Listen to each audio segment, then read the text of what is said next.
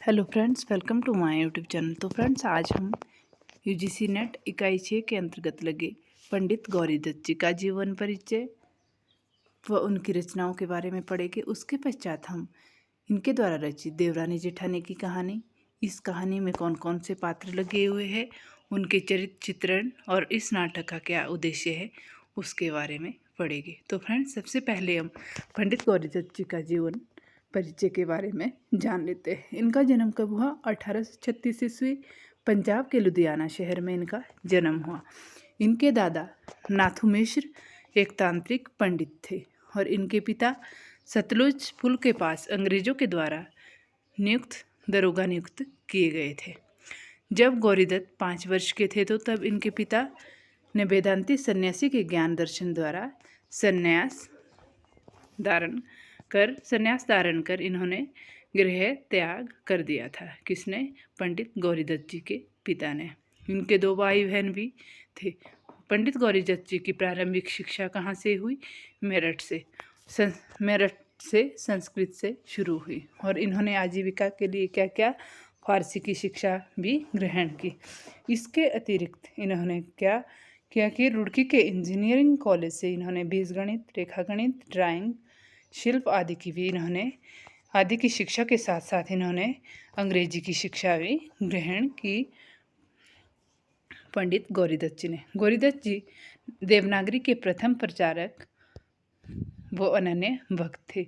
गौरीदत्त जी ने 16 जुलाई 1893 ईस्वी को नागरी प्रचारिणी सभा की स्थापना की। कहाँ पे? मेरठ में। देवनागरी के प्रति सेवा और समर्पण का भाव इनके हृदय में स्वामी सरस्वती के सुने देवनागरी विषय व्याख्यान से हुआ था। पंडित गौरीदत्त देवरानी के प्रसार के लिए मिशन स्कूल से त्यागपत्र बेदवाड़ा नामक मोहल्ले के एक चबूतरे पर इन्होंने देवनागरी पाठशाला की स्थापना की थी। कहाँ पे? बेदवाड़ा नामक मोहल्ले में। उसके पश्चात हम पंडित गौरीदत्त जी ने सरकार को अदालतों में नागरी लिपि को चलाने हेतु एक ज्ञापन सौंपा था। कब सौंपा था? 1894 ईस्वी में। उसमें इन्होंने देवनागरी की विशेषता बताते हुए कहा था कि देवनागरी इतनी सरल और वैज्ञानिक लिपि है कि उसके 36 अक्षर हो गए और 12 मात्राएं केवल 3 दिन में आसानी से सीखे जा सकते हैं और 6 महीने में उसका पूरा अभ्यास किया जा सकता है। पंडित गौरीदत्त जी ने कहा था। पंडित गौरीदत्त जी ने उपरोक्त ज्ञापन में यह भी लिखा था कि उर्दू और फारसी के शब्दों को यदि नागरी लिपि में लिखना शुरू कर दिया जाए तो वह बहुत ही सरल हो जाएगा। गौरीदत्त जी ने 16 जुलाई 1893 ईस्वी में काशी नागरी प्रचारिणी सभा की भी स्थापना कब की थी? इन्होंने 16 जुलाई 1893 ईस्वी को। सन 1892 ईस्वी में इन्होंने देवनागरी प्रचारक का संपादन भी किया था। कब? 1892 ईस्वी में। गौरीदत्त जी के ही अथक प्रयास से 18 अप्रैल सन 1900 ईस्वी को सर एंटोनी मैकडॉनल्ड ने एक अध्यादेश जारी कर उत्तर प्रदेश के सभी स्कूलों और पाठशालाओं में हिंदी के पठन पाठन को स्वीकृति प्रदान की थी। कब की थी ये? 18 अप्रैल 1900 ईस्वी को। किसने की थी? एंटोनी मैकडॉनल्ड ने। पंडित गौरीदत्त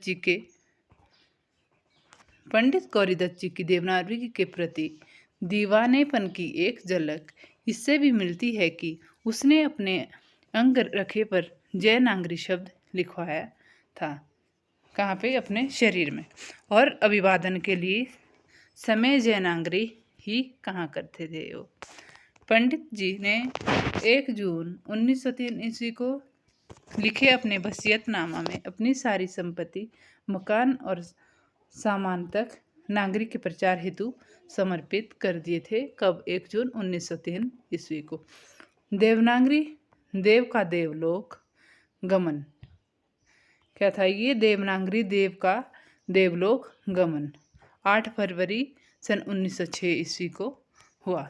नागरी लिपि परिषद ने उनके सम्मान में गौरीदत्त नागरी सेवा सम्मान आरंभ किया है। देवनागरी के प्रति समर्पण सेवा भाव के कारण ही लोग इन्हें क्या क्या कहा करते थे, देवनागरी प्रचारानंद और हिंदी का सुखसत कहा करते थे। देवनागरी के प्रचारार्थ पंडित जी ने एक गीत की भी रचना की थी। कौन सा गीत था ये? बजू गोविंद हरे हरे, बजू गोविंद हरे हरे, देवनागरी हित कुछ दन दो, दूध दूध ना देगा दरे धरे। ये इन्होंने देवनागरी के प्रति कुछ पंक्तियाँ लिखी थी। उसके पश्चात हम इनके द्वारा रचित कुछ रचनाओं के बारे में भी जान लेते हैं। पहले इनकी कौन कौन सी रचनाएं हैं? अक्षर दीपिका हो गई, अशरफियों की थैली, देवरानी जेठानी की कहानी जो कि यूजीसी नेट के पाठ्यक्रम में भी लगी हुई है, नागरी 100 अक्षर, गौरी जीवन, सच्चे मोतियों की माला, नागरी के दफ्तर, बाल रक्षा, सरफारी नाटक, गौरी नागरी कोशी, इनकी रचनाएं हैं। इनके द्वारा अनुदित उपन्यास कौन सा है? गिरजा उपन्यास इनके द्वारा अनुदित उपन्यास है ये। उसके पश्चात हम देवरानी जेठानी की कहानी के बारे में पढ़ते हैं। इसका प्रकाशन वर्ष कब का है? 1870 ईस्वी का है। डॉक्टर गोपाल राय और डॉक्टर पुष्पपाल सिंह ने पंडित गौरीदत्त जी की उपन्यास को हिंदी का प्रथम उपन्यास माना है। किसने? गोपाल राय और पुष्पपाल सिंह ने। आचार्य रामचंद्र शुक्ल हो गए, डॉक्टर नंगेंद्र शुक्ल हो गए, डॉक्टर नंगेंद्र और निर्मला जैन। इन्होंने किसको माना है प्रथम उपन्यास? परीक्षा गुरु को, जो कि लाला श्रीनिवास दास जी द्वारा रचित है। हिंदी उपन्यास कोशकार कौन कौन है? संतोष गोयल हो गए, उषा कस्तूरिया, उमेश माथुर ने भी देवरानी जेठानी की कहानी को हिंदी का पहला उपन्यास मानते हुए अपने कोश की शुरुआत इसी उपन्यास के प्रकाशन वर्ष 1870 ईस्वी से की थी। किसने? संतोष गोयल हो गए, उषा कस्तूरिया और उमेश माथुर हो गए। सर्वप्रथम इस उपन्यास की 500 प्रतियां प्रकाशित की गई थी। किसकी की गई थी? देवरानी जेठानी की कहानी की। तथा उसका मूल्य केवल 12 उपन्यास आने था। किसका? देवरानी जेठानी की कहानी का। मात्र 35 पृष्ठों की इस छोटी सी औपन्यासिक कृति में तत्कालीन सामाजिक समस्याओं को सूक्ष्म दृष्टि से देखा गया है। इस उपन्यास की भाषा कौन सी है? कोरुई जनभाषा है इस नाटक की, इस उपन्यास की। इस उपन्यास के पात्रों को देख लेते हैं हम। इस उपन्यास में कौन कौन से पात्र लगे हुए हैं? सर्वप्रथम कौन है? सर्वसुख कौन है? उपन्यास का प्रमुख पात्र है तथा मेरठ का एक अग्रवाल बनिया है। कौन? सर्वसुख। मंडी में इनकी आड़त की दुकान है। उसके पश्चात दौलतराम क्या है? सर्वसुख का बड़ा बेटा है और ये कैसा है? अशिक्षित तथा पिता की दुकान संभालता है। कौन? दौलतराम। छोटे लाल कौन है? सर्वसुख का छोटा बेटा और कैसा है ये? पढ़ा लिखा है और दफ्तर में काम करता है। पार्वती सर्वसुख की छोटी बेटी, सर्वसुख की बड़ी बेटी है और इसका विवाह कहाँ पे है? दिल्ली में हुआ है। और सुखदेई सर्वसुख की छोटी बेटी है। सर्वसुख के 2 बेटे और 2 बेटियां हैं। उसके पश्चात ज्ञानो कौन है? दौलतराम की पत्नी तथा घर की बड़ी बहू है। ये कैसी है? अनपढ़ है और सदैव सास और देवरानी की बुराई करती रहती है। छोटी बहू छोटे लाल की पत्नी तथा उपन्यास की प्रमुख नारी पात्र है, जो कि पढ़ी लिखी तथा समझदार पात्र है। कौन? छोटी बहू। नन्हे छोटे लाल का बड़ा बेटा है, जो शिक्षित समझदार है। कौन? नन्हे। मोहन छोटे लाल का छोटा बेटा अपनी माँ की बीमार होने के कारण 5 वर्ष तक ये कहाँ? जाटनी के पास रहता है और उसका दूध पीता है, क्योंकि इसकी माँ बीमार थी और दूध पिलाने में असमर्थ थी। तभी इसको जो है जाटनी के पास छोड़ दिया जाता है। कन्हैया कौन है? दौलतराम का बेटा तथा मुलिया का भाई है ये। दौलतराम की छोटी बेटी कौन? मुलिया। इसका विवाह अतरौली में चुन्नीलाल कसेरे के बेटे से हुआ था। ये हमने इस देवरानी जेठानी नाटक के पात्रों को पढ़ा है। देवरानी जेठानी की कहानी उपन्यास का प्रथम प्रकाशन वर्ष कब हुआ? 1870 ईस्वी में। कहाँ पे? मेरठ के जीआई छापेखाने में लिथो पद्धति से हुआ था। इसकी प्रति आज भी नेशनल लाइब्रेरी कोलकाता में सुरक्षित है। किसकी? देवरानी जेठानी कहानी की। इस उपन्यास का पुनः प्रकाशन पटना विश्वविद्यालय के प्राध्यापक किसने करवाया था? डॉक्टर गोपाल राय के द्वारा कराया गया था। इस उपन्यास के लिए पंडित गौरीदत्त जी को सरकार की तरफ से 100 रुपये का इनाम भी मिला था। इस उपन्यास में बाल विवाह में फिजूल खर्ची, स्त्रियों की आभूषण प्रियता, बंटवारा, वृद्धों की बहुओं की समस्या, शिक्षा, स्त्री शिक्षा आदि का बड़ा ही तर्कपूर्ण चित्रण किया गया है देवरानी जेठानी की कहानी में। इस उपन्यास का मुख्य उद्देश्य स्त्रियों को गृहस्थ धर्म की शिक्षा प्रदान करना है। उपन्यास की भूमिका में पंडित गौरीदत्त जी का कहना है कि पढ़ी और बेपढ़ी स्त्रियों में क्या अंतर है, बालक का पालन पोषण किस प्रकार होता है और किस प्रकार होना चाहिए, बेपढ़ी स्त्री जब एक काम को करती है तो उसमें क्या क्या हानि होती है, पढ़ी हुई स्त्री जब उसी काम को करती है तो उसमें क्या क्या लाभ होता है, उसके बारे में भी लिखा है। स्त्रियों की वह सब बातों को आज तक नहीं लिखी गई, मैंने खोजकर सब लिख दिया है। कौन कहते हैं? पंडित गौरीदत्त जी कहते हैं। इस उपन्यास में उपन्यासकार ने मध्यवर्गीय हिंदू मुस्लिम स्त्रियों को शिक्षित करके उन्हें उच्च कुल की स्त्रियों के समान आदर्श रूप में प्रस्तुत किया है गौरीदत्त जी ने। उपन्यासकार इस पुस्तक की रचना में स्त्रियों के अलावा उनके अभिभावकों पर भी ज़्यादा दृष्टि रखी है। अभिभावक उपदेशक के रूप में प्रस्तुत हुए हैं। उपन्यास में एक ही घर की दो स्त्रियां देवरानी जेठानी की कथा है। कर्म की उपासिका, नैतिक मूल्यों की समवायिका देवरानी को लेखक ने अपना आदर्श बनाकर प्रस्तुत किया है इस देवरानी जेठानी की कहानी में।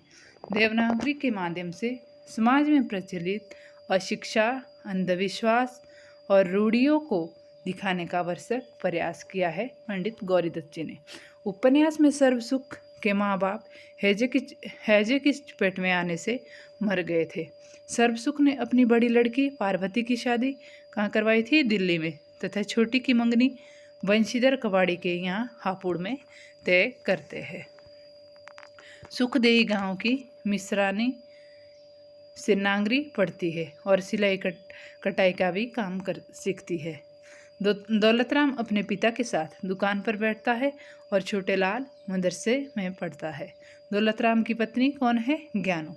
कैसी है ये? स्वभाव से ईर्ष्यालु है और सास ससुर की बात भी नहीं मानती। भोजन बनाने में भी दाल पनियाली तो रोटी कच्ची बना देती थी। छोटे लाल की पत्नी कौन थी? आनंदी। ये स्वभाव से अच्छी थी और मिलनसार थी, किसी भी कार्य को सलीके से करना जानती थी। कौन? आनंदी, जो कि छोटे लाल की पत्नी थी और दौलतराम की छोटी बहू थी। इस कारण ससुराल वालों की कृपा पात्र बनी थी। दौलतराम की पत्नी ज्ञानू ने एक पुत्र और एक पुत्री को जन्म दिया था और छोटे लाल की पत्नी दो पुत्र, इनके बेटे का नाम क्या था? मोहन और नन्हे था। और जो ज्ञानू दौलतराम की पत्नी कौन? ज्ञानू, इनके भी एक पुत्र और एक पुत्री हुए थे। पुत्र का नाम था कन्हैया और पुत्री का नाम मुलिया था। दौलतराम अपनी पत्नी के बहकावे में परिवार से अलग हो जाता है। उपन्यास में होने वाले पत्र व्यवहार में मांगलिक शब्दों के रूप में स्वस्ति श्री सर्वोपिमा योग्य शब्द का प्रयोग किया गया है। इस उपन्यास के बारे में कहा जाता है कि यदि 150 साल पहले की संस्कृति को जानना हो तो इस उपन्यास को बेहतर कोई साधन नहीं है। गौरीदत्त जी का यह उपन्यास लघुकाय है। इस उपन्यास में मात्र 35 पृष्ठ है और इस उपन्यास में यह बताया गया है कि एक पढ़ी लिखी स्त्री समाज में अभूतपूर्व परिवर्तन ला सकती है। बाल विवाह के दंश को भी बखूबी चित्रित किया गया है इस उपन्यास में। छोटे लाल की बहू के मामा की बेटी का पति पतंग उड़ाने के क्रम में छत से गिरकर मर जाता है और उसकी पत्नी मात्र 10 साल में वेदव्य को ढोने के लिए मजबूर हो जाती है। देवरानी को जब दूसरा लड़का होता है तो दूध नहीं उतरने के कारण वो क्या करती है कि 5 वर्ष के लिए जाट जाटिनी के गोद में दे देती है अपने बेटे को। मोहन के पहने हुए गहने के लालच में दिवाली के दिन एक जुआरी ने उसे तमाशा दिखाने के बहाने चिमन तिवारी के बगीचे में ले जाकर सारा गहना छीन उसे कांटों भरा गड्ढे में धकेल दिया था। किसको? मोहन को। उपन्यास में सर्व सुख के जन्म से लेकर मृत्यु तक की कहानी घटित हुई है। सर्व सुख के मरने के 6 महीने बाद उसकी पत्नी की भी मृत्यु हो जाती है। तो फ्रेंड्स, आज हमने पंडित गौरी जी का जीवन परिचय व उनके द्वारा रचित देवरानी जेठानी की कहानी के बारे में पढ़ा। तो फ्रेंड्स, यदि आपको वीडियो पसंद आई हो तो लाइक, शेयर और सब्सक्राइब करें। धन्यवाद। इसके साथ ही हमारी वीडियो आज यहीं पे समाप्त होती है। धन्यवाद।